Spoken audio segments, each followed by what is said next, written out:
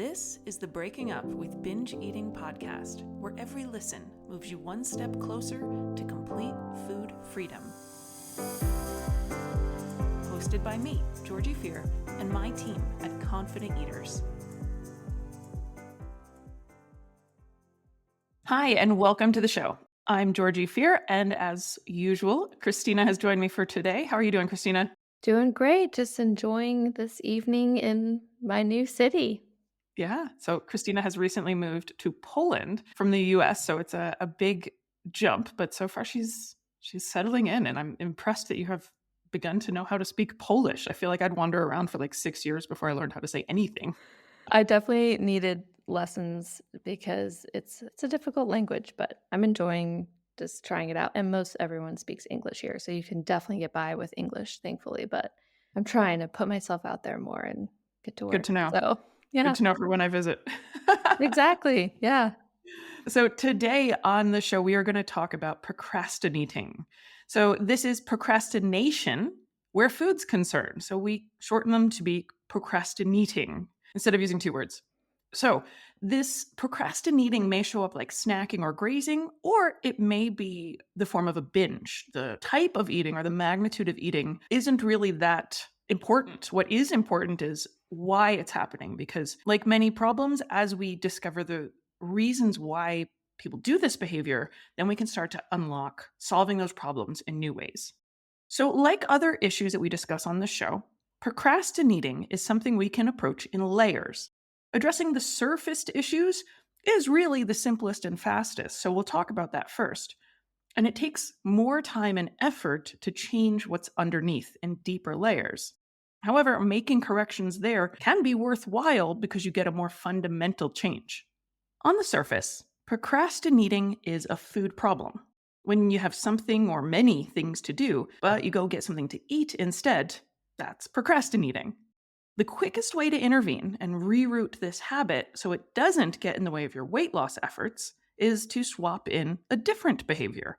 In other words, if you learn how to procrastinate without food, say by playing a game on your phone or watching TV, your weight loss efforts won't be sabotaged. You might find putting away dishes, folding laundry, playing a game, texting a friend, scrolling Instagram, or browsing a shopping website perfectly suitable non-caloric ways to delay working on a task. Some other ideas which can improve your situation include designating a particular food you eat when you're avoiding work and keeping yourself to that one food or pre planned snack. For example, your policy might be if I can't resist the urge to grab food between meals, I will have an apple. After my apple, that's it, it's back to work. If your old habit was to cruise to the pantry eating chips, crackers, cookies, and anything else you could find that seemed appealing, eating an apple would be a big improvement. But this may sound to you like a less than ideal solution. Sure, swapping tasks or eating less energy dense food would help you avoid the extra calorie intake, but you still might feel badly about not staying on task or wasting time still. In that case, we want to work on a deeper level to have a more comprehensive solution. As we mentioned earlier, it takes a bit more work to discover exactly why you're stalling and handle those emotions skillfully. This is the second level. You may have heard that procrastination is, at its heart, about anxiety.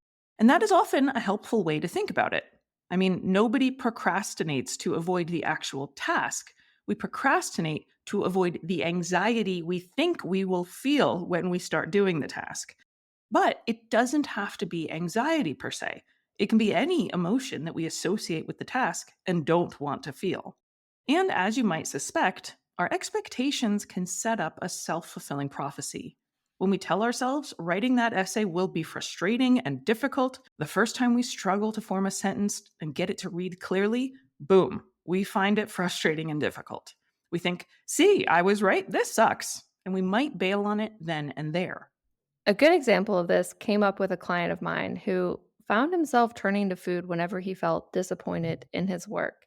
He'd notice errors in his spreadsheet formulas or a misspelled word on a slide deck for a presentation he had already given, and he started feeling disappointment, inadequate, and even anger at finding these errors, and that would lead him to walking away from his computer straight into the kitchen to make a snack. So we decided to focus on the distress he was feeling about being imperfect instead of what he was eating in the kitchen. That's a great example. It doesn't sound like anxiety was the main emotion for him. It was these other emotions associated with the task. So, if you approached it as if it were anxiety and we used the strategies that we use when someone's feeling anxious, they just might not have landed. They might not have hit the nail on the head because his specific feelings were disappointment, inadequacy, and anger. Mhm. For everybody listening, it may make you really uncomfortable to imagine facing the feelings you habitually dodge by snacking.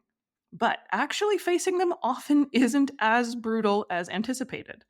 Feeling your feelings doesn't mean you have to meditate on them or focus on them. It can be a pretty brief process, actually, that leaves you feeling much better off. When was the last time a snack did that? The next time you notice you're feeling the urge to grab a snack to delay doing something, first try to identify what it is you're feeling. Some common emotions linked with procrastinating are feeling dread, anxiety, threatened, like if I get this wrong, I will lose the account, feeling performance anxiety, fear that other people may not approve of your work or you, or feeling inadequate or self critical. Why can't I figure this out? I'm so stupid.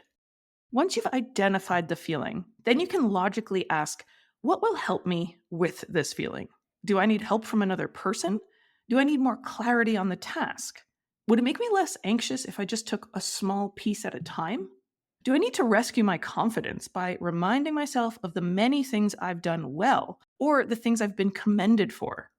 One of my favorite phrases to use when I am tempted to turn away from particular emotions is, I don't have to let this stop me. I can feel apprehensive. I don't have to let it stop me. I can feel doubtful, and I can do it anyway. And so can you. Don't underestimate your own ability to move forward and keep doing something, even while you are feeling fear, sadness, or frustration. I love that phrase. I don't have to let this stop me. I'm gonna start using that. Nice. And honestly, it doesn't sound to me like getting a snack would help any of these emotions that you mentioned. So it just stalls the inevitable. We still have to do our responsibilities, even if we put them off at first.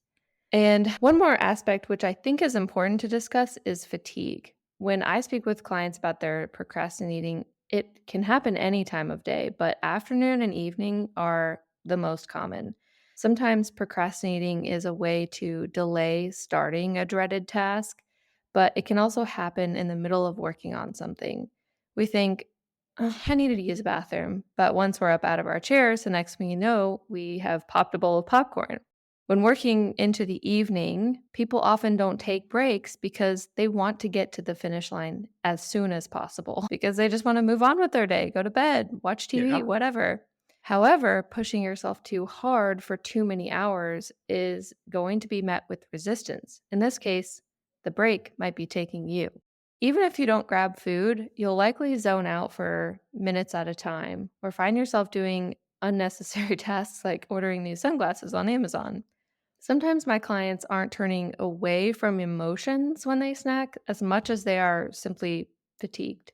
So give yourself permission to take breaks in other ways that don't involve food. If you find yourself thinking, but I don't have time, I'd like to gently remind you that eating or binging takes up time too. So you're already spending some time not working. Why not swap it out for a quick restorative break of a different kind? To recap some of the ideas in this episode that we'd love for you to try, if procrastinating is a stumbling block for you, try designating a single food that is your only option. You can also open yourself up to new ways of procrastination that don't involve eating. Yes, you may still be wasting time, but you aren't interfering with your eating goals. Try to label the emotions associated with the task you most frequently procrastinate doing. Take a problem solving stance to see what would help lessen this feeling. Is there anything that would enable you to carry on despite having that feeling? Maybe it's a thought of the reward that you'll get for completing the task, even if that reward is simply your sense of relief that it's finally done. Sometimes you may need to take on a much smaller piece of challenging work, Or set your mind to just persisting through a task, accepting whatever emotions it brings up. One of my physical therapists in one of my many injuries said, sometimes you just have to say, damn the torpedoes and go. So when I think of, persisting through something, even though you know it's going to make you anxious or uncomfortable, just saying, damn the torpedoes and forging ahead. And lastly, remember, you're not a machine. You need to rest and take breaks to do your best work.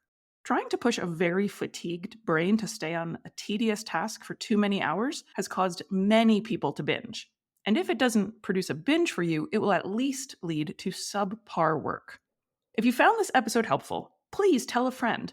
We also have lots more help available for you in our Breaking Up with Binge Eating coaching group. Our next group starts December 2nd, 2024. It's not just for those who binge eat. Our curriculum is also designed for emotional eaters. To learn more, head to confidenteaters.com or send me an email, georgie@confidenteaters.com. See you in the next episode.